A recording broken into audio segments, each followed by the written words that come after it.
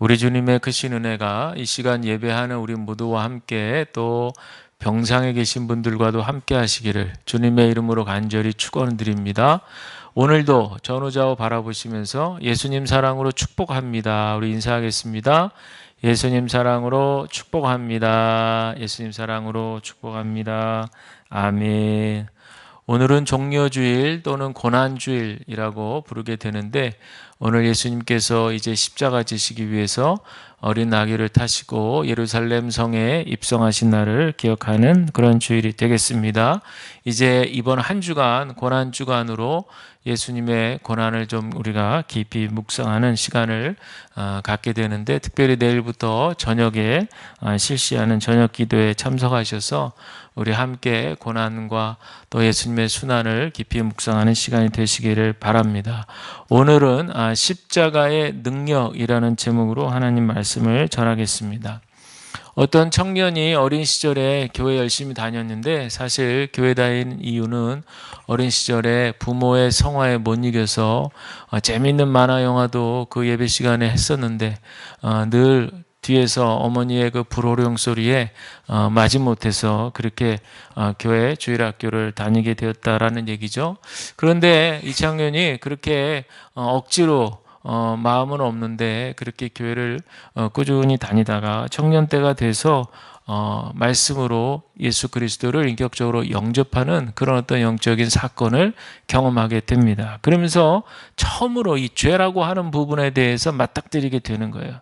모태신앙인으로 전혀 자기는 죄하고는 상관이 없다 이렇게 생각했었는데 말씀이 임하니까 말씀이신 하나님께서 그 청년을 찾아와 주셔서 하나님을 알고 경험하게 하니까 이제 죄에 대한 부분을 인식하고 회개하면서 그러고 난 이후에 그의 삶이 완전히 뒤바뀌게 됐어요. 그래서 그 전까지는 그냥 습관에 따라서 그때까지 막 억지로 다녔던 이제 그 습관이 이제 몸에 붙어가지고 교회 다니는 건 이제 문제가 없었는데 전혀 그 내용보다는 형식적인 그런 차원에서 교회를 다녔다면 그 이후부터는요 완전히 새로워진 거예요. 그래서 누가 시키지도 않고 권면도 하지 않았는데 모든 예배에 다 참석을 하고 말이죠. 그리고 열심히 성경을 보고 싶어지고 또 기도하게 되고 그리고 막 봉사의 그런 기회가 있을 때 뭐 누가 시키지도 않아도 내가 먼저 하겠다 이렇게 자원하고 자발적으로 기쁨으로 일단 그렇게 하니까 얼굴에서 아주 그냥 자원하는 마음이니까 기쁨의 얼굴 표정이 된다라고 하는 그런 얘기죠. 오늘 말씀 서두에 이런 말씀 드리는 이유는 우리가 어떤 식으로든 교회에 나와요. 어떤 분들은 자원해서 나오시기도 하고 어떤 분들은 지금 얘기한 대로 어릴 때부터 질질 끌려가지고 그렇게 교회에 나오시는 분도 있고 어떤 분들은 뭐 누구에 의해서 누구의 초대에 의해서 등등등등 여러 가지 이유로 교회에 나오지만 그 누구도 처음부터 교회에 나와서 신앙에 대해서 제대로 파악하고 이해하고 신앙이 뭔지 이런 거를 아는 분들은 아마 거의 없다 이렇게 보여집니다. 그런데 중요한 건 뭐냐면 어떤 동기로든지 교회에 나왔는데 잘 모르고 교회에 나왔어도 그래도 시간이 어느 정도 흐르고 나면 뭔가 신앙의 참 맛을 알아야 되는데 그 맛을 알지 못하고 여전히 그저 처음 나왔을 때 그런 어떤 마음으로 뭐 10년이 지나고 20년이 지났는데도 똑같다면 그것은 조금 우리가 생각해 볼 문제다라고 하는 거죠.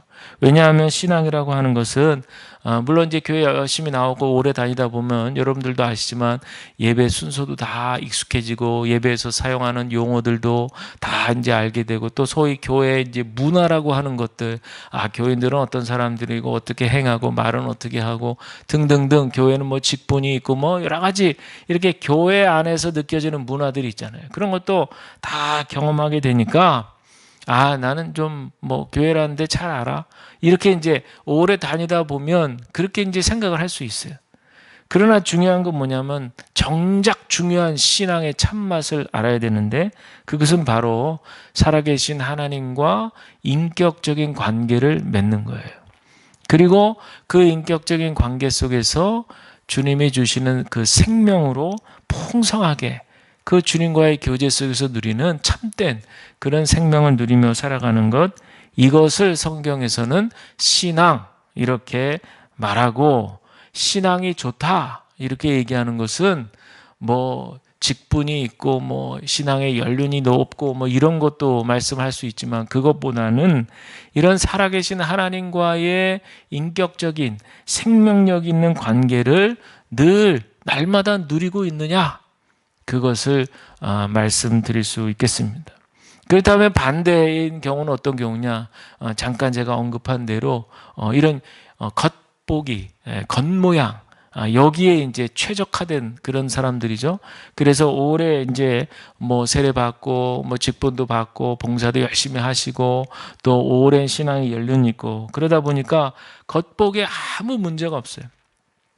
우리 장로님, 우리 권사님, 우리 집사님 너무 신앙이 좋으시고 너무 훌륭하시고 말씀도 너무 잘하시고 뭐 등등등 다 겉으로 보기에는 아무 하자가 없고 문제가 없어 보이는 거예요. 그런데 정작 그 본인의 마음속에는 어떤 의무감 이런 것으로 가득 차서 봉사도 하시고 또 맡겨진 일도 하고 만약에 그렇게 한다면 어떻게 보면 겉은 문제 없지만 실제로 눈에 보이지 않지만 그 속에서 정말 진정으로 필요한 하나님과의 생명의 관계는 맺지 못하고 있다. 이렇게 우리가 느낄 수 있습니다. 그렇기 때문에 우리가 예수를 믿는다는 것, 그것은 중요한 것은 생명력의 관계예요.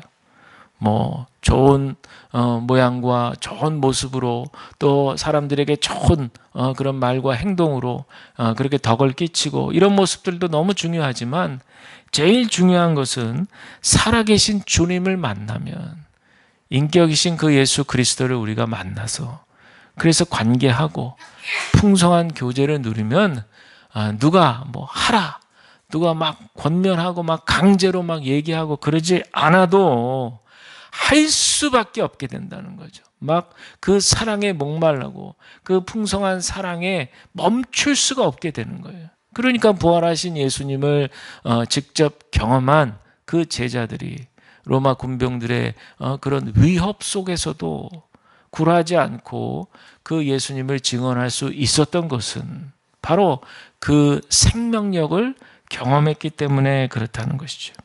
그래서 이렇게 신앙생활 하시는 분들은 늘 시편 기자의 고백처럼 나의 힘이신 여호와여 내가 주님을 사랑합니다.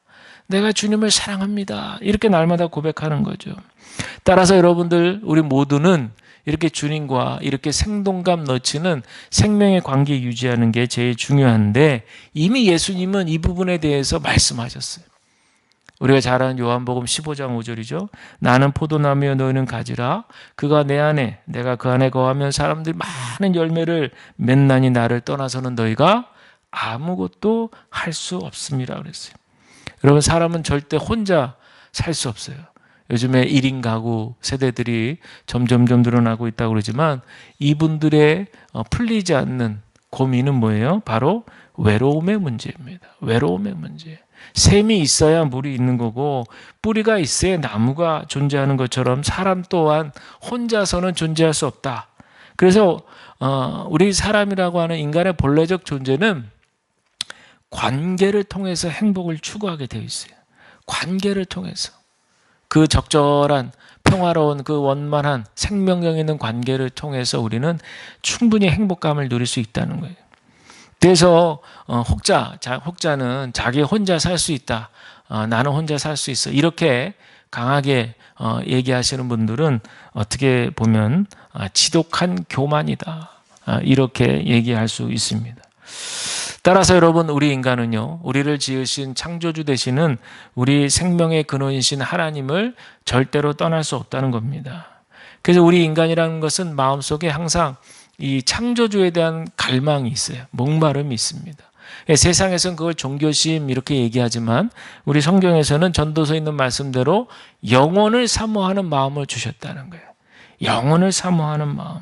그래서 사람은 영적 존재로 지음받았기 때문에 영혼을 사모하는 마음이 있고 영혼을 사모하는 마음이 있기 때문에 세상에 잠깐 있다가 없어질 그 한계가 많은 그 세상 것들에게서는 참된 만족을 얻지 못하는 거예요.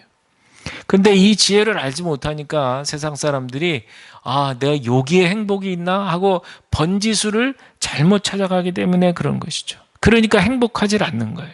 그런데 우리 예수 안에서 참된 행복과 진리를 발견하신 분들은 제대로 가는 거죠. 제대로. 영원히 목마르지 않는 그 예수 그리스도 보혈의 능력을 의지해서 우리가 예수님께로 우리의 모든 전 인격을 향하게 되면 그 안에서 우리는 참된 만족과 행복을 누리게 된다라는 겁니다. 따라서 우리는 하나님을 잘 알아야 돼요. 호세아서 6장에 있는 말씀처럼 세 번역으로 읽어드리면 내가 바라는 것은 변함없는 사랑이지 제사가 아니다. 불살라 바치는 제사보다는 너희가 나 하나님 알기를 더 바란다 그랬어요. 제사가 중요하지 않다는 게 아니죠. 우리로 치면 예배 드리는 게 중요하지 않다 이런 뜻이 아니에요. 중요한데 그것만 생각해서는 안 된다는 거죠. 제사 드리는 형식적이고 외향적인 그런 모습만 중요하게 생각해서는 안 된다는 거죠. 사실 그렇게 구약의 제사를 드리는 것도 사실은 하나님과 그 사랑하는 마음, 하나님을 뜨겁게 사랑하는 마음의 표현으로 제사를 드리는 거죠. 그런데 그런 알맹이 정말 제일 중요한 속에 그 알맹이는 빠진 채로 하나님을 경외하고 사랑하는 그런 알맹이는 빠져놓고 그냥 겉 형식적인 그런 제사만 잘 드린다고 해서 그 신앙에 문제가 없다 이렇게 단정할 수는 없다 그런 얘기죠. 자, 그렇다면 오늘 서론이 좀 길었는데요. 이 생명의 관계를 맺고 유지하기 위해서 반드시 필요한 과정이 있어요. 그게 뭐냐? 죄의 문제를 해결함 받는 과정이 필요합니다. 이 죄의 문제가 해결함 받아야 돼요.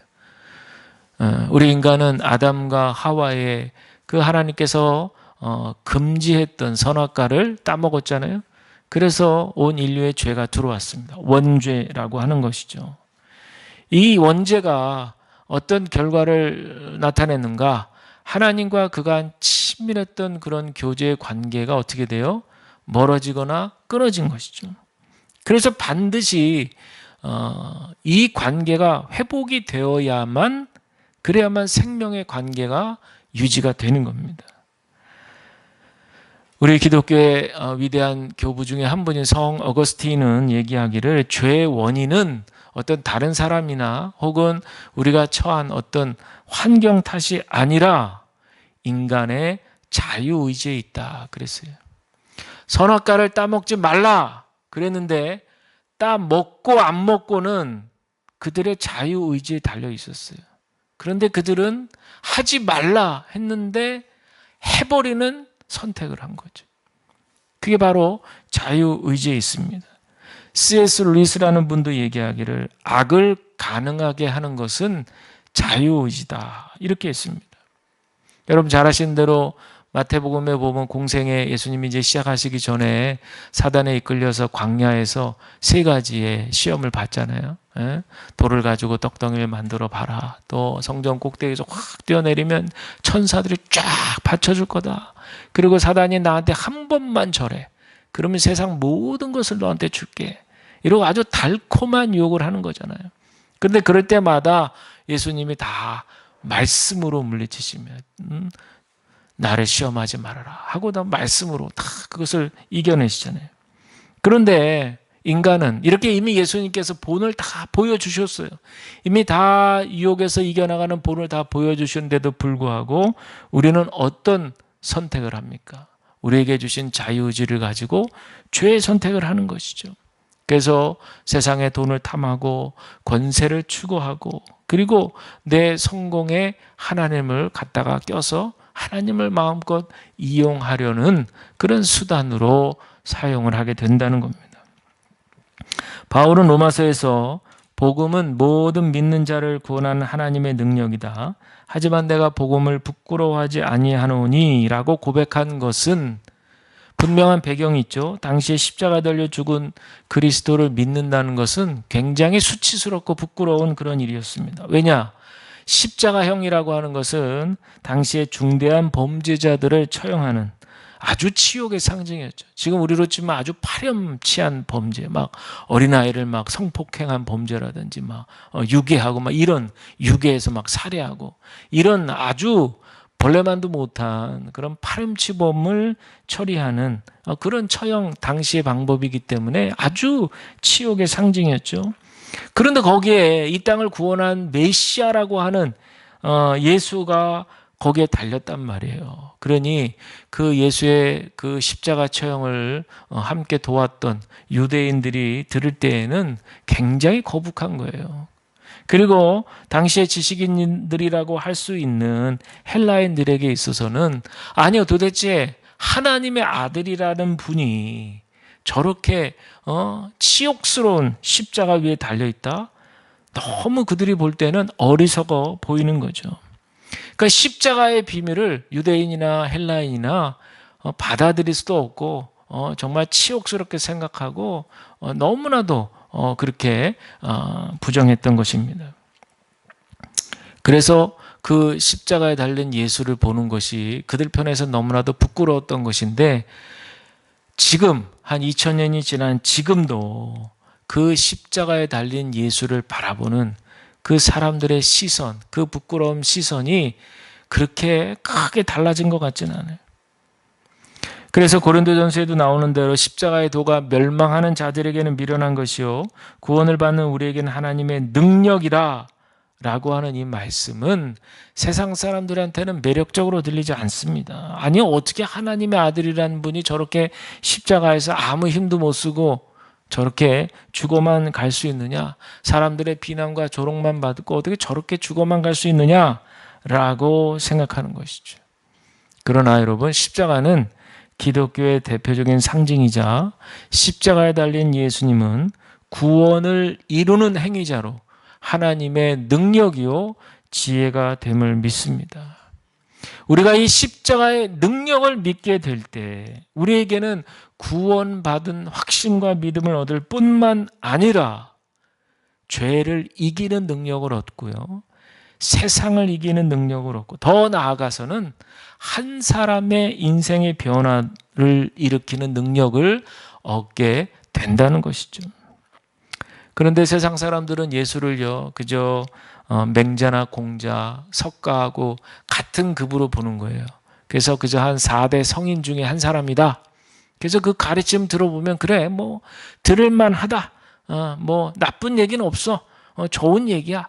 그냥 그 정도로만 생각하는 거예요. 그러나 복음이신 우리 예수 그리스도의 가르침은 그것만을 주고 있지 않습니다. 죄의 결과로 죽음을 경험할 수밖에 없는 우리 인간의 고통과 최대의 고통, 고난을 극복하신 분이 바로 우리 예수 그리스도의 십자가의 능력인 줄로 믿습니다. 그분이 대신 우리 인간의 죄를 감당하셨기 때문에 영원히 끊어질 수밖에 없고 그래서 더 이상 하나님과 관계할 수 없는 그런 불쌍한 우리 인간의 존재를 다시금 희망을 갖도록 해주신 분이 바로 우리 예수 그리스도의 십자가의 은총이라는 거예요. 그래서 우리는 그 예수님의 대속의 사건을 믿음의 눈으로 믿고 우리 구원의 확신 가운데 우리가 새로운 삶을 살게 되는 줄로 믿습니다. 따라서 이 예수님, 십자가의 능력을 주신 이 예수님을 우리는 날마다 경험할 수 있습니다. 부활하신 예수님이 하늘에 오르시기 전 제자들이 두려워하고 있으니까 뭐라 그럽니까? 내가 너희들 속에 보혜사 성령을 주겠다 약속하시잖아요. 보혜사라는 말은 돕는 자 이런 뜻이죠. 지금 우리에게도 예수를 그리스도라고 믿게 되는 순간 우리의 각 사람 심령 가운데 이 보혜사 성령님이 찾아와 계십니다. 이미 우리 믿는 이들의 마음속에 성령님이 찾아와 계셔요. 그래서 우리가 그걸 의식하고 우리가 그걸 인식하고 더불어서 그분과 교제하게 되면 더욱더 우리 마음속에는 하나님을 더 알게 되고 더불어서 마음에 새로운 힘을 얻어 새로운 삶과 새로운 비전을 바라보고 삶의 의미와 목적이 달라져요. 왜냐?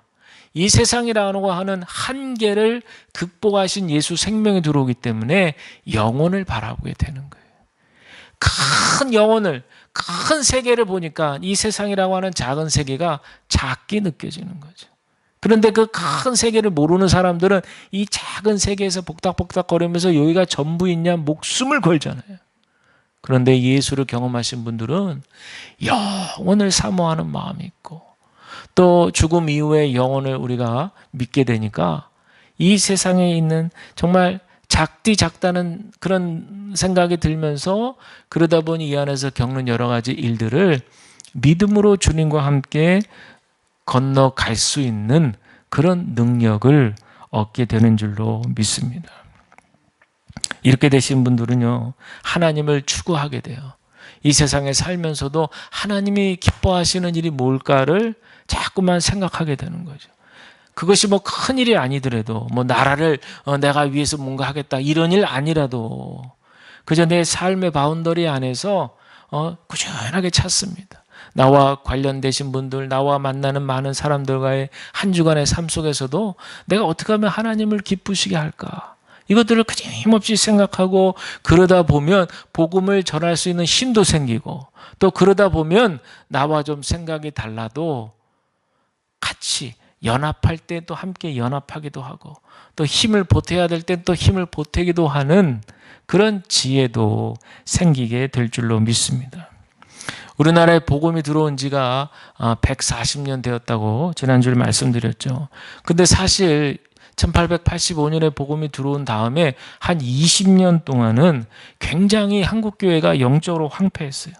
그래서 캐나다 출신의 우리 감리교 선교사인데 하디라고 하는 선교사님의 기록에 의하면 그때 당시를 이제 이렇게 소외하는 기록들인데요.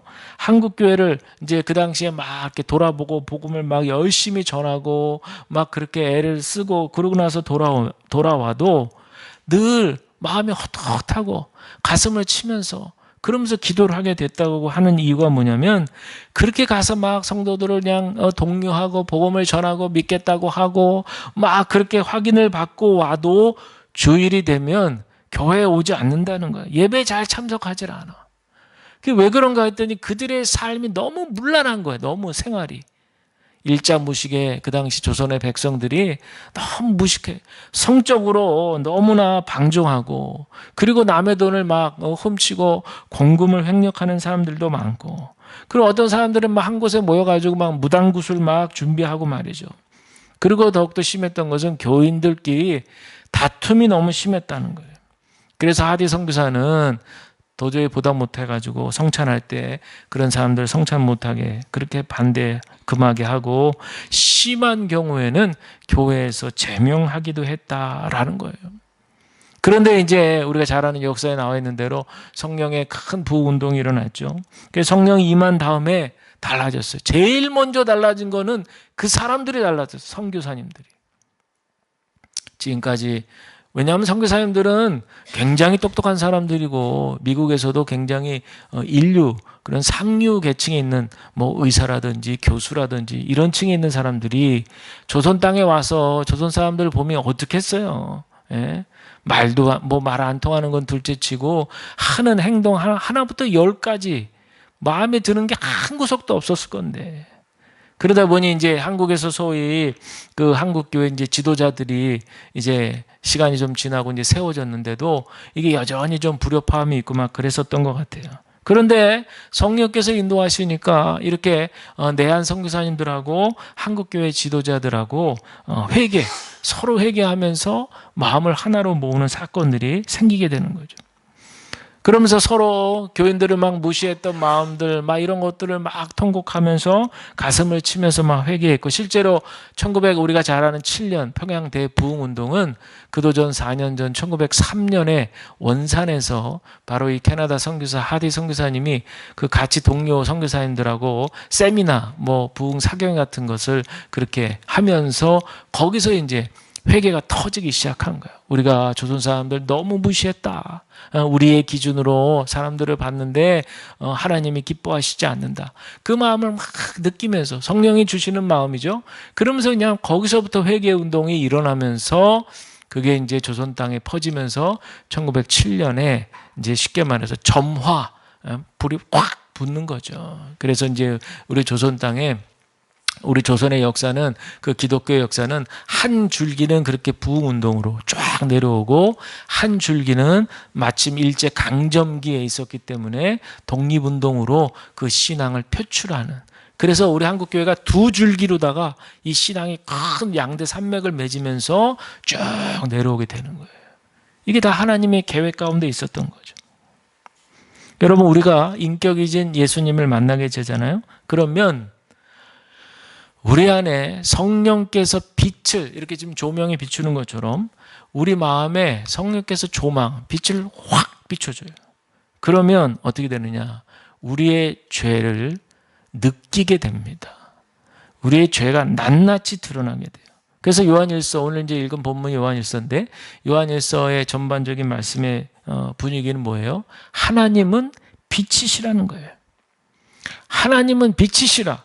그에게는 어둠이 조금 더 없다는 거예요. 그 죄 없으신 하나님께서 빛을 비추듯이 그렇게 성령께서 조망하셔서 우리 안을 환하게 비춰주시면 죄의 어둠이 다 드러나게 된다는 거예요. 오늘 읽으신 요한일서 1장 7절로 10절 우리 성경 보시고 우리 다 같이 우리 다시 한번 읽어볼까요? 시작. 그가 빛 가운데 계신 것 같이 우리도 빛 가운데 행하면 우리가 서로 사귐이 있고 그 아들 예수의 피가 우리를 모든 죄에서 깨끗하게 하실 것이요 만일 우리가 죄가 없다고 말하면 스스로 속이고 또 진리가 우리 속에 있지 아니할 것이요 만일 우리가 우리 죄를 자백하면 그는 미쁘시고 의로우사 우리 죄를 사하시며 우리를 모든 불의에서 깨끗하게 하실 것이요 만일 우리가 범죄하지 아니하였다 하면 하나님을 거짓말하는 이로 만드는 것이니 또한 그의 말씀이 우리 속에 있지 아니하니라. 아멘. 여러분 성령의 조망으로 우리가 우리 죄를 깨닫게 되는 것이 곧 살아나는 길인 줄로 믿으시길 바랍니다. 작은 죄라도 크든 작든 작은 죄라도 그 죄를 깨달을 때 여러분 부끄러워하지 말고 주님 앞으로 담대해 나가시길 바랍니다. 왜냐?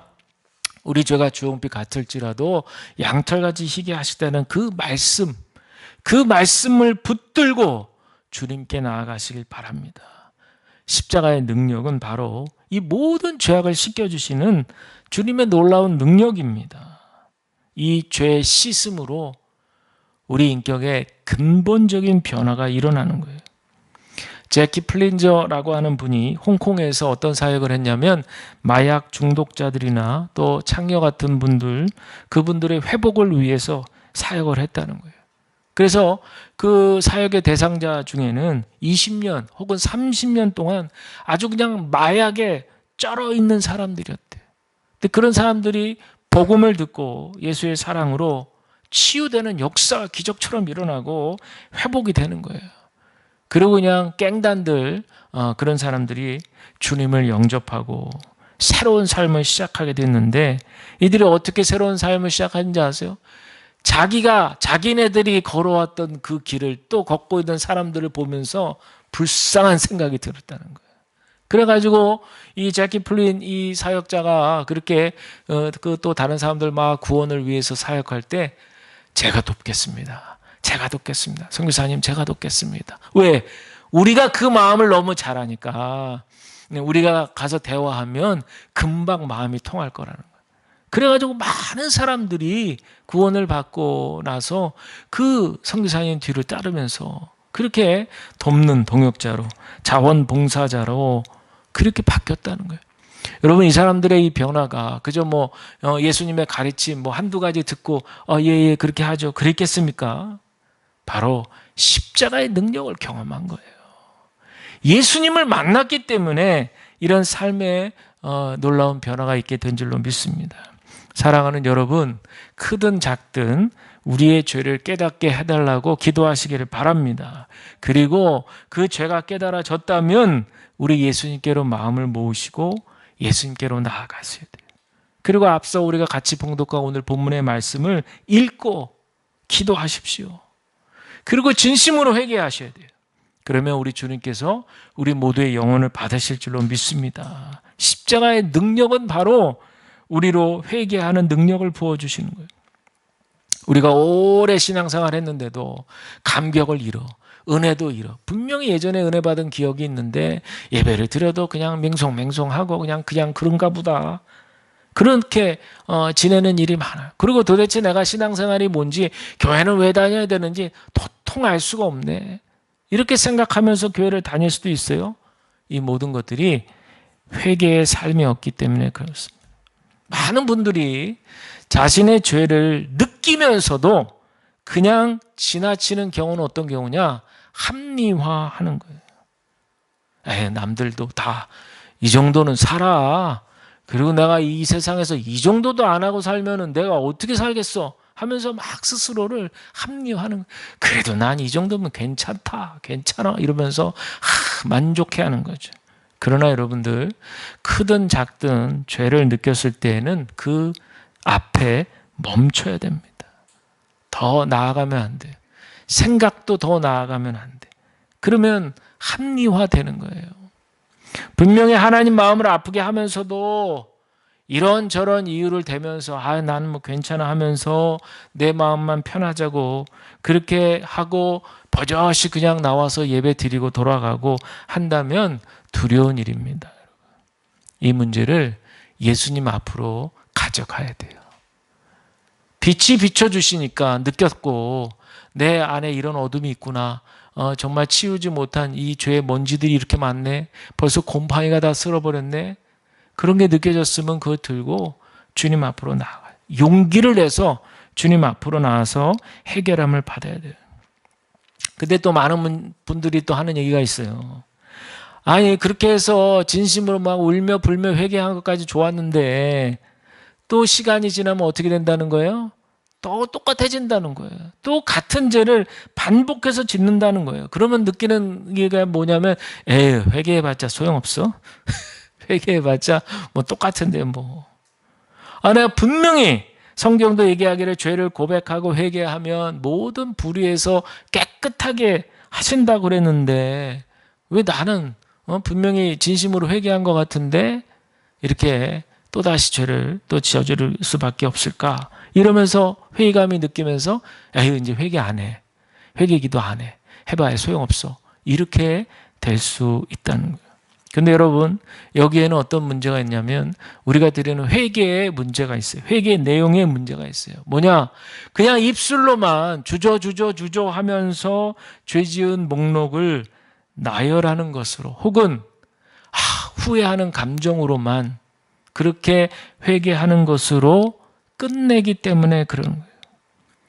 참된 회개란 뭐냐? 나를 용서해 주시는 분을 똑바로 보는 거예요, 여러분. 그런데 마치 주술 외우듯이 그렇게 주줄 그렇게 해버리고 나면 그러면 됐겠지. 마치 뭔가를 내가 했으니 이렇게라도 했으니 이제 나는 괜찮아지겠지라고 하는 이런 원인이 있으니 결과가 올 거야. 이렇게 생각하는 건 세상적인 사고방식이에요. 부끄럽죠. 이거를 뭐 주님 앞에 내려놓고 뭐 주님과 얘기하고 이런다는 것 자체가 어떻게 보면 막 체면도 상하는 것 같고. 그러나 우리의 죄를 회개했다면 그것을 씻겨주시는 분, 즉 십자가 예수 그리스도를 끝까지 바라봐야 될 줄로 믿습니다. 왜냐? 그분이 씻겨주시는 건데. 우리가 이렇게 했으니까 용서함 받는다는 얘기가 아니라 그것을 끝까지. 그러니까 주님 앞에서 우리는 작아질 수밖에 없죠. 당연히 그러니까 우리는 주님을 의지해야 되는 것을 느끼는 거죠. 나를 드러낼 수 없죠. 그게 아니고요. 이러면서 고개 쳐들 수 없죠. 그렇지만 끝까지 놓치지 말아야 될 것은 우리의 죄가 주홍빛 같을지라도 양털같이 희게 하신다는 거 아니에요. 그래서 단번에 십자가에서 피 뿌리심으로 우리의 모든 죄를 깨끗하게 해결해 주셨다는 거 아니에요. 내가 예수님을 똑바로 바라보지 못하면요, 어떤 경우에는 내가 무엇을 회개하는지도 모르는 경우도 있어요. 주저리 거리면서 그냥 그 했다는 행위만 기억하는 거지. 그거는 제대로 된 회개가 아닙니다. 여러분, 진정한 회개는 예수님을 바라보는 것입니다. 예수님이 나와 함께 하시는 것을 분명히 아는 사람은 그래서 날마다 관계 속에서 회개하는 거예요. 날마다 관계 속에서 십자가의 능력을 경험하는 거예요. 내가 의무적으로 했다가 풀썩 주저하는 것이 아니라 매일매일 인격이신 예수님과 만나는 사건을 이루는 겁니다. 그래야만 회개를 통해서 죄를 이기게 되고 용서함을 받아서 나의 삶이 변화되게 되고 행동이 새로워지게 되고 죄를 뉘우치고 그렇게 후회하는 감정뿐만 아니라 회개에서 개가 고칠 게잖아요. 행동이 변하게 된다는 거죠. 그러니까 새로워지게 되는 거죠. 결국에 이런 모든 행동의 변화는 하나님과 먼저 화목한 관계가 될 때 거기서 용서함의 체험으로 내 삶 속에 내 주변에 이제 참된 평화와 새로운 관계가 이루어지게 되는 겁니다. 이것이 바로 십자가의 능력이에요. 여러분, 오늘 말씀을 기억하세요. 주님을 끝까지 바라보셔야 돼요. 주님을 끝까지 바라보는 거예요. 애들이 부모하고 관계가 좋은 애들은 지가 잘못한 게 있어도 부모를 떠나지 않아요. 뭐 혼나는 한이 있어도 왜 그런 줄 아세요? 부모가 나를 사랑하는 걸 알기 때문에 그래요. 핵심은 사랑이죠. 우리가 예수님 앞에 모든 회개 제목을 가지고 갔을 때에는 나를 끝까지 놓치지 않으실 거다. 나를 끝까지 포기하지 않으시는 그 사랑을 알기 때문에 끝까지 쳐다볼 수 있는 거예요. 그것이 확신이 들지 않으면 율법적으로 가고 했다 행위로만 가고 그리고 그냥 자꾸 눈길 피하고 그렇게 되는 겁니다. 바라기는 여러분들 십자가의 능력을 경험하는 여러 가지가 있지만 오늘 드린 말씀은 바로 십자가의 능력을 경험하는 것은 바로 우리의 진실된 회개에 있다는 사실을 기억하시고 날마다 우리 주님과 동행하시는 복된 삶을 누리시기를 주님의 이름으로 간절히 축원을 드립니다.